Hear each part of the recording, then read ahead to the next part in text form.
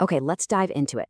AI is absolutely everywhere, and you can feel the anxiety that comes with it. But what are the real debates shaping our future with this technology? We're going to break down the 5 key conversations, from the global economy all the way down to the code itself. Yeah, this quote really hits the nail on the head, doesn't it? It perfectly captures the mood right now. This weird mix of incredible hype, a whole lot of skepticism, and just this general anxious feeling about what AI is, what it's doing, and where it's taking all of us. To really get a handle on this anxiety, it helps to look at this classic tech pattern called the trough of disillusionment. It's an idea from the Gartner hype cycle, and it basically describes that inevitable crash that happens after the initial peak of just crazy inflated expectations. And a lot of people are wondering if that's exactly where we're headed right now. So here's how we're going to break this all down. We're going to tackle 5 core debates. We'll start big with the economy, then dive into the nitty-gritty of jobs and productivity. After that, we'll drill down into the world of coding, zoom back out to the global geopolitical race, and finally, we'll peek behind the curtain at the arguments the builders themselves are having. All right, first up, the huge tension around AI's economic impact. I mean, is it our savior or is it just a beautiful illusion? Wow. Just look at that number, $375 billion. That's what UBS thinks companies are going to spend on AI infrastructure in 2025 alone. A number that big, it's having real, tangible effects on the entire economy. And here you can really see the two sides of that coin. The optimistic view? This spending is lifting the whole economy. AI infrastructure investment actually drove about a quarter of all U.S. economic growth last quarter. But the other side argues this is just a super stimulant, masking a weaker economy that would barely be growing without it. And that is leading to some very real fears of an AI bubble. Okay, next up, let's tackle the paradox that's really at the heart of the jobs debate. It feels like we're being told two completely contradictory stories at the exact same time. It really just boils down to this classic contradiction, doesn't it? Is AI this world-changing force that's powerful enough to take all our jobs, or is it just not very good at them? On the one hand, you've got the job killer narrative. There was a Stanford study that found young workers in fields most exposed to AI, kind of the canaries in the coal mine, they saw a 13% relative drop in job opportunities compared to their peers. But then, on the flip side, you see headlines like this one from Reuters. We're seeing evidence that for some tasks, AI isn't giving us those massive productivity boosts we were promised. In fact, the study found it can actually slow down experienced professionals. So this is the central contradiction, right?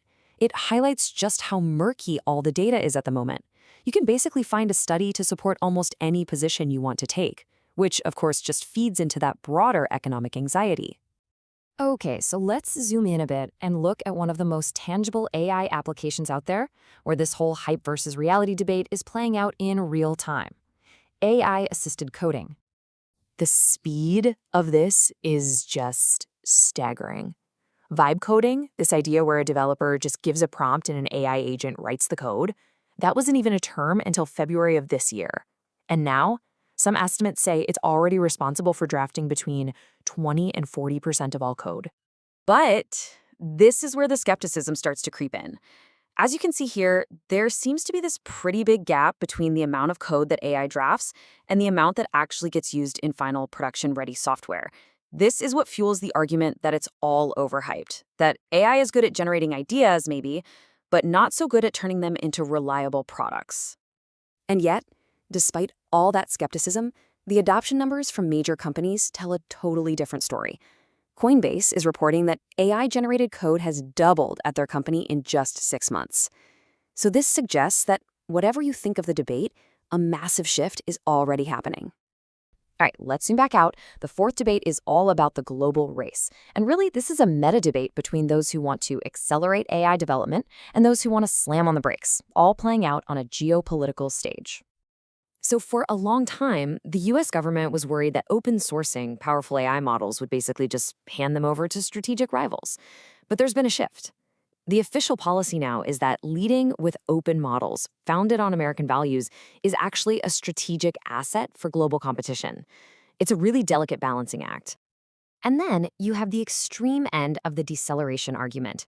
This isn't some policy paper, this is a visceral, direct action from someone who sees this race not as a strategic competition, but as an immediate existential threat to humanity.